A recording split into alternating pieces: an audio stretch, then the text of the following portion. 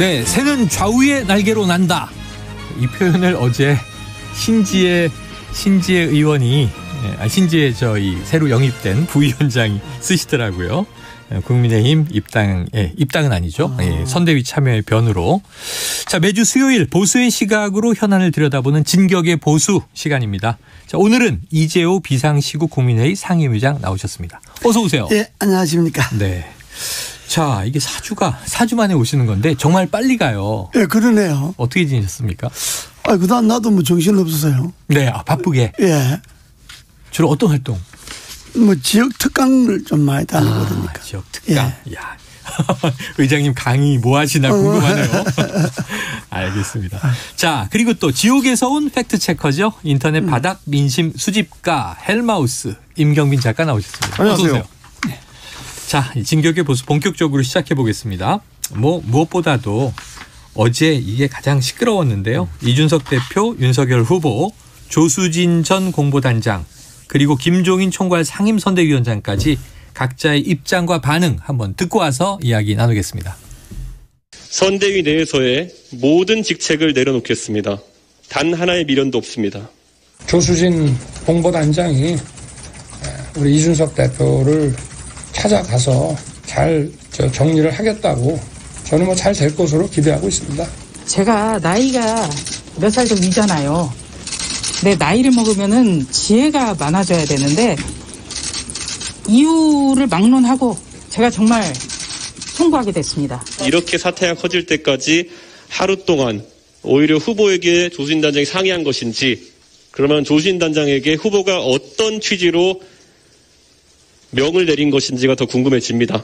총괄위원장님께서 하여튼 이 문제는 나한테 맡겨달라고 후보는 조금 있어라. 내가 이 문제를 알아서 처리하겠다고. 효율적으로 움직이지 못하는 그런 선대위가 아니냐. 이대로는 갈 수가 없다고 나도 생각해요.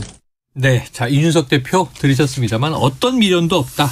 결국 이제 이 선대위 상임선대위원장직을 던졌고요. 조수진 최고위원도 공보단장직을 내려놨고 이 두 사람의 사퇴까지. 그러면은 아까 나이가 많아지면 지혜로워져야 하는데 이런 얘기가 등장했는데 이재호 의장님 이 사태의 본질은 뭘로 보십니까? 전 지난번에도 내가 한번 이야기했지만은 김종인, 이준석 선대위 체제가 네. 들어설 때부터 제가 예견했던 거예요. 이랬을 거다. 이렇게 될 줄 알았다. 내가 들어오는 건 좋은데 언제 나갈지 모른다는 이야기를 했는데. 예. 맞습니다. 이준석, 김종인 두 사람이 조직에는 좀 안 맞는 사람들. 혼자 잘나는 거는 좋은데 네. 남과 더불어 뭘 이야기하고 논의하고 이런 거는 잘 맞지 않고 네. 그냥 자기 팔 자기 흔드는 건 잘하는데 이제 원래 처음부터 예견됐던 사태고 네. 이준석 대표는 자기가 당 대표라는 걸 너무 과신하는 거고 조수진 의원은 자기가 국회의원이라는 걸 너무 과신하는 거지. 원래 국회의원이라는 건 헌법기관이니까 누구 지시받고 이런 기관이 아니잖아요. 국회의원이라는 게. 그게 개인이라도 다 헌법기관인데. 그런데 이준석이 난 당대표니까 밑에 사람 지시한대. 이게 당의 직책이라고 하는 거, 선대위 직책이라고 하는 건 계급이 아니잖아요. 이거는 업무의 분자이고 그야말로 직책이지. 네. 예? 그게 계급이 아니란 말이죠. 총괄선대위다, 상임선대위다 이런 게 계급이 아니거든요. 그렇기 때문에 누구와 누구에 지시하고 명령하고 이렇게 하면 안 되는 거예요. 그 자리가 원래. 그래서 그 자리를 소리를 줄이는 거예요. 총괄이 있으면 상임을 없애든지 상임을 두려면 총괄을 없애든지 2단계로 해야 되거든. 상임선대장 밑에 바로 공동선대위원장. 그래야 소통이 잘 되지. 이걸 지금 옥상옥으로 3단계를 해놓으니까 후보 입장에서도 그러잖아요. 이게 이준석인데 이야기를 해야 되는지 김종인인데 이야기해야 되는지 누구인데 또 먼저 이야기해야 되는지 헷갈리잖아요. 그러니까 후보는 아이고 골치 아프니까 당신이 알아서 하라 이렇게 팽개칠 수밖에 없는데 원래 이 국민의힘 선대위가 짤 때부터 이건 예견된 사태입니다. 예견된 사태고 그리고 너무 내가 상임 대표니까 상임 선대위원장 지시한다. 네. 이 지시한다는 말도 안 맞는 말이고. 아, 그래요. 그러고 조수진 의원도 알겠습니다. 챙겨보겠습니다든지 생각해 보겠습니다. 이렇게 말하면 되는데 나는 윤석열 후보 말하면 안 된다. 이 말은 정말 해서는 안 될 말이거든. 네네네. 진짜 해서는 안 될 말이잖아요. 그러니까 양비론 같지만은 이건 둘 다 잘못했는데 누가 더 많이 잘못했냐 하면 그래도 당 대표잖아요. 당 대표가 안아 있고 이해하고 물러서고 그래야 되잖아요. 당 대표가 자기는 계급으로 높다는 이야기만 하지 계급으로 높은 사람이 밑에 사람을 품고 이해하고 물러설 줄도 알아야 그게 진정한 대표지. 그렇잖아요. 야, 두 사람 다 잘못이 있는데 굳이 따진다면 이준석 대표의 책임이 좀 크다. 그렇지만 아주 많이 크다고 봐야죠. 아까 말씀하신 게 그게 이준석 대표가 항명 그러니까 이게 사과나 해명할 일이 아니라 징계할 사안이다. 어제 이렇게 얘기했는데 말씀하신 걸 들으면 이제 직책은 인정되지만 직위 위계라고 볼 수는 없다. 계급은 아니다. 그게 항명도 아니에요. 항명 아니다. 우리가 선대위를 많이 해보잖아요. 그러면 그 위에 상임선대위원장이나 공동본부장이 그 일하는 사람들 보고 뭘 지시하거나 명령을 이렇게 하면 안 돼요. 그게 어떠냐고 물어본다든지 내 생각은 이런데 어떻게 생각하냐든지 이렇게 해서 서로 생각을 존중해주고 이렇게 일하는 분위기를 만들어야지 내가 직책이 높으니까 내가 장신인데 이거 해라 저거 해라 명령한다. 그럼 요즘 아무도 안 듣지 그 말을. 의장님 그러면 지금 좀 전에 설명해 주신 거는 이준석 대표하고 조수진 단장 사이에서는 이준석 대표가 조금 더 책임이 있다. 이렇게 해 주셨는데 만약에 후보 어쨌든 사태는 이제 벌어진 거니까 후보하고 윤석열 후보하고 이준석 대표 중에서 어느 쪽 책임이 더 크냐 하면 어느 쪽이 더 클까요? 그 대표가 책임이 크죠. 그래도 이준석 대표다. 그렇죠. 왜냐 그러면 후보가 저도 선대위 해봤잖아요. 나도 대통령을 만들어본 사람. 그렇죠. 거의 위임합니다. 책임자인데. 후보가 이런 일에 사실상 후보가 되면요. 이런 그 선대위 내부의 이런 일에 신경 쓸 시간이 없어요. 그럴 마음의 여유도 없고. 현장 돌아야지 이제. 그러면 그건 그냥 책임자 선대위원장이 알아서 처리하는 거지. 또 이런 건 후보인데 보고할 사안도 아니에요. 회의 주에 서로 다툰 거 그건 후보인데 보고할 사안도 안 되잖아요. 네. 자, 이게 지금 이준석 대표가 이 윤 후보에 대한 불만도 전 드러냈다고 들었어요. 어제 왜냐하면은 조수진 이제 공보단장과 무슨 상의를 했는지 어떤 명을 내렸는지 후보의 입장도 이제 궁금하다고 하면서 이 대선 결과에 대한 무한 책임은 후보에게 있다. 맞습니까? 그것도 당 대표가 해서는 안 될 말이고. 그래요. 지금 선거 운동 중인데 선거 한 80일 또 잘 안 남았는데 77일 남았습니다. 그런데 이미 70일대 들어섰는데 지금 책임은 안 되면 누구 탓이든지 그거는 당 대표로서 할 말이 아니에요. 그리고 당 대표가 후보인데 서운한 감정을 드러내면 안 되는 거예요. 그건 처음부터 자기 속셈이 원래 못마땅하다 이런 걸 이제 나타내는 건데 당 대표나 당의 선대위원장이 어떻게 후보인데 그런 이야기를 하나요? 하면 안 되죠. 지금 선거파인데. 알겠습니다. 자, 이 얼마 전에 보니까 의장님께서 윤석열 선대위에 40점 점수를 매기셨는데 이게 꽈락이잖아요. 60점 아래 꽈락이죠. 지금은 몇 점 주시겠습니까? 꽈락인데 완전히 낙제해버렸지. 이제 아이고야 낙제로. F 주시는 건가요? F? 그때는 꽈락까지는 갔는데 이제 하는 거 보니까 완전히 낙제해버렸지. 낙제. 그러면 자 문제는 이제 아까 말씀하신 대로 4주 전에 의미심장한 말씀을 많이 여기다 지금 주고 가셨었어요. 김종인 체제 우려 말씀하신 거 아까 언급해 주셨고 근데 결국 선대위는 김종인 체제로 12월 6일자로 출범을 했고요. 그럼 이제 앞으로 이게 덩치마 큰 항공모함이다. 기동 헬기 띄우겠다 이런 비유적 표현이 나와서 쇄신 작업이 좀 어떻게 돼야 될까요? 어떻게 보십니까? 지금 상황은 터졌고. 근데 그걸 지금 이제 처음부터 이게 잘못 끼운 단추인데. 근데 이런 측면도 있어요. 선대위를 해보면 선대위에 직책을 갖고 있는 사람들이 다 하나같이 열심히 일하고 그걸 기대하면 안 돼요. 똑같지 않아요. 그럼요. 네. 그냥 선대위의 직책을 통해서 사람을 묶어 놓을 수도 있고. 네네. 그냥 꼭 선대위에 뭐 100명, 200명 뭐 있다 그래. 그 사람들이 다 열심히 일하게 하면 안 돼. 네. 국회의원도 300명 있지만 뭐 300명이 다 열심히 일하나요? 내가 네. 보면 뭐. 네.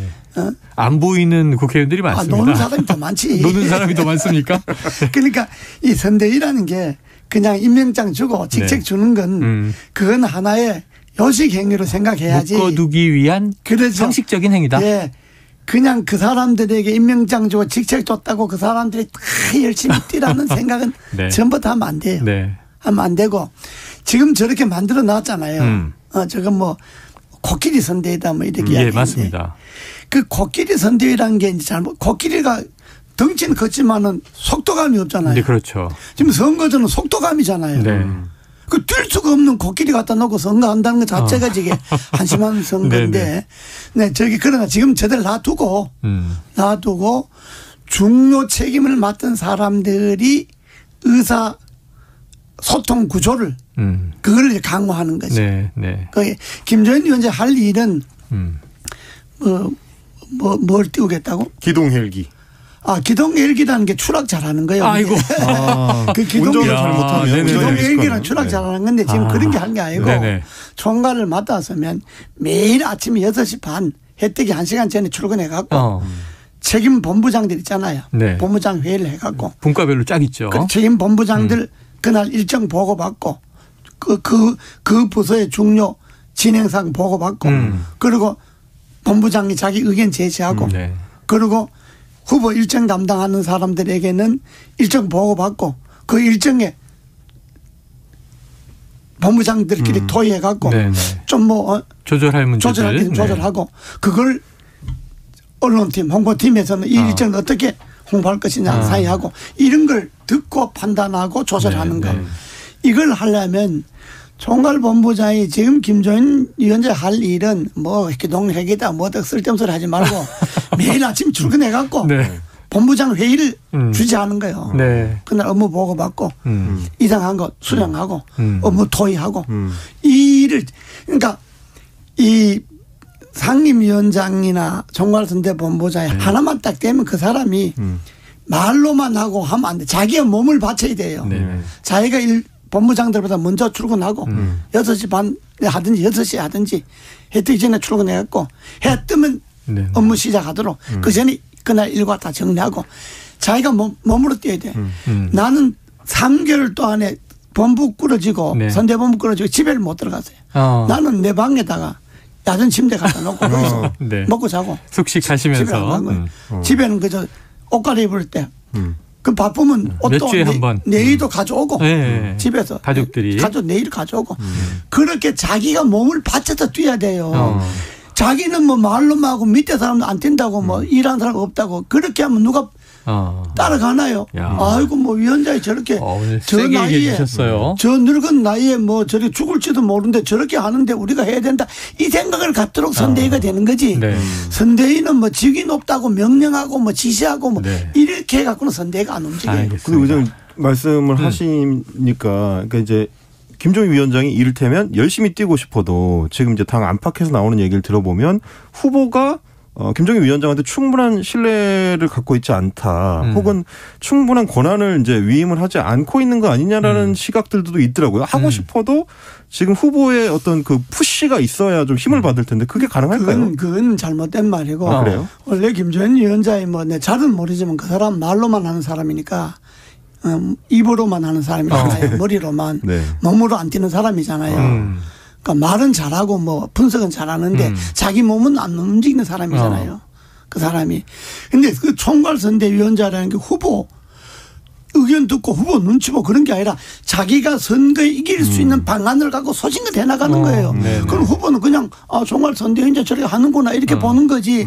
뭐 후보가 뭐 총괄선대위원장이 힘 실어주고 뭐 총괄선대위원장 줬다는 자체가 이미 후보가 100% 힘을 실어준 거잖아요. 그럼 자기가 알아서 해야지. 그래요. 뭘 또 후보인데 또 힘을 더 받아요. 자, 더 이제 여기서 이제 일하는 게 중요하지. 그럼 일이 중요한 거지 말이 중요한 게 아니라고. 자, 그럼 오늘도 예언을 좀 한 자락 듣겠습니다. 이장님. 뭐냐면 김종인 돌아온다. 지난 한 달 전에 그러셨는데 왔잖아요, 결국. 그리고 갈 데가 없으니까.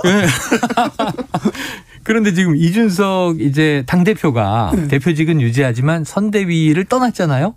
선대위로 돌아올까요? 저게 선대위 직책이라는 게 지금 하루가 급해서 일을 해야 되잖아요. 맞습니다. 그 지금 이제 12월 가고 뭐 1월 달에 돌아온다. 그러면 선거 한 60일밖에 안 남잖아요. 그렇죠. 그렇기 때문에 지금 돌아올 수도 없고 안 돌아올 수도 없는데 그러나 당을 위해서 설사 자리에 그냥 앉아 있더라도 돌아오긴 할 거예요. 돌아오긴 할 것이다. 뭐 직책을 받든 안 받든. 알겠습니다. 자, 그럼 이제 다음 이슈로 넘어가 보고요. 지금 이제 계속 그 배우자 이슈가 윤석열 후보 주변에서 커지고 있어서 자, 오늘 송영길 대표가 오늘 아침 라디오에서 인터뷰한 내용을 듣고 와서 이 배우자 김건희 씨 논란을 좀 여쭙도록 하겠습니다. 실세는 김건희로 알려져 있고 김건희 씨 같은 사람이 사석에서도 윤석열 후보한테 반말을 한다는 거 아닙니까? 그럼 뭐 같이 식사한 분한테 제가 직접 들은 이야기인데 실제 집권하게 되면 실권을 거의 최순실 이상으로 흔들 걸로 다 우리가 염려를 하고 있는 거잖아요. 아니 일 잘하면 지금 부속실 있냐 없냐 이 문제가 중요한 게 아니라 실제 본인이 당장 선거 기간부터 후보자의 배우자가 국민 앞에 나서서 자기 의혹 문제에 대한 해명, 허위 이력이라든지 주가 조작이라든지 여러 가지 의혹에 대한 해명을 해야 될 거 아니겠어요. 네, 송영길 민주당 대표의 목소리 듣고 오셨는데요. 실세는 김건희다 이렇게 지목을 하면서 또 최순실과 이제 비유하는 강한 이제 비판까지 등장했습니다. 어떻게 들으셨습니까? 원래 뭐 송 대표란 사람이 말 허풍이 많으니까 말도 푸짐하니까 또 뭐 여당 대표가 뭐 저렇게도 푸짐하게 이야기할 수도 있는데 저도 뭐 잘은 모르지만은 꼭 그런 것 같지는 않고 그런 것 같지는 않고 그 김건희 씨가 정치 경험이 없잖아요. 그렇죠. 정치를 전혀 정치권 밖에서 살던 사람이 갑자기 정치권 안에 들어오니까 지금 뭐 그냥 뭐 여러 가지 앞뒤가 안 맞는 소리도 하고 뭐 그 황당하잖아요. 그렇지 김건희 씨가 뭐 실세고 뭐 그런 건 아닐 거예요. 그건 아니고 왜냐하면 정치를 모른다고 봐야죠. 정치를 모른다? 정치화법도 모르고? 또 정치인이 내조를 어떻게 해야 되는지도 모르잖아요. 왜냐하면 남편이 뭐 동네 반장도 안 해본 사람이니까 검찰만 해본 사람이니까 뭐 검사들이야 뭐 사람만 잡아가고 뭐 그야말로 명령하고 지시하는 사람이 있으니까 뭐 부인도 모든 사람들이 뭐 앞에 와서 뭐 다 검사 부인인데 누가 큰 소리 치겠어요. 그러니까 그런 생활만 하다가 이 정치라는 건 검사의 세계하고 정치의 세계는 완전히 다르잖아요. 그렇죠. 검사의 세계는 상명하복 세계니까 그건 뭐 검사 위에 지검장, 검찰총장 뭐 올라갈수록 권한이 세지니까. 그런데 정치는 올라간다고 권한이 세지는 게 아니거든. 하루아침에 대표도 내려오고 뭐 청와대 날고 있는 수석도 뭐 하루아침에 날아가고 그러잖아요. 그러니까 아들의 이력서로 날아가고. 정치 세계라고는 상명하복의 세계가 아니라고. 그러니까 상명하복의 세계에서 평생 살다가 그 세계가 무너지는 정치권에 들어오니까 자기 중심을 못 잡잖아요. 혼란스러울 수밖에 없다. 혼란스러울 수밖에 없죠. 그 의장이 근데 이게 김건희 실세론이 나오는 게 이제 배경이 있어서인 건데 사실 이제 지난 여름에 있었던 소위 말하는 개사과 논란 때도 그게 이제 김건희 씨의 사무실에서 이제 찍은 사진이냐 아니냐 이걸로 한참 논란이 있었고요. 바로 어제도 이제 윤석열 캠프에서 이제 새로운 인물을 영입을 했다고 발표를 했는데 김동조 씨라는 이제 주식 트레이더입니다. 근데 전혀 이름이 알려져 있던 인물이 아니다 보니까 이분이 예전에 그 김건희 씨의 회사에서 코바나 컨텐츠에서 했었던 뭐 행사의 주요 이제 초청 인사였고 뭐 이런 이력들이 나오면서 이것도 김건희가 뽑아 올린 거 아니냐. 이런 식의 이제 루머가 돌게 되는 문제인 것 같은데. 아니 그건 뭐 사실일 수도 있겠죠. 사실일 수도 있겠는데 그러나 그걸 갖고 뭐 실세라고 하기는 어렵고 뭐 부인이 뭐 누구 좋은 사람 있으니 추천한다 하니까 뭐 딴 사람 추천하는 것도 받아들이는데 그게 사실이라면 뭐 추천하는 사람 뭐 쓰겠다고 그러겠죠.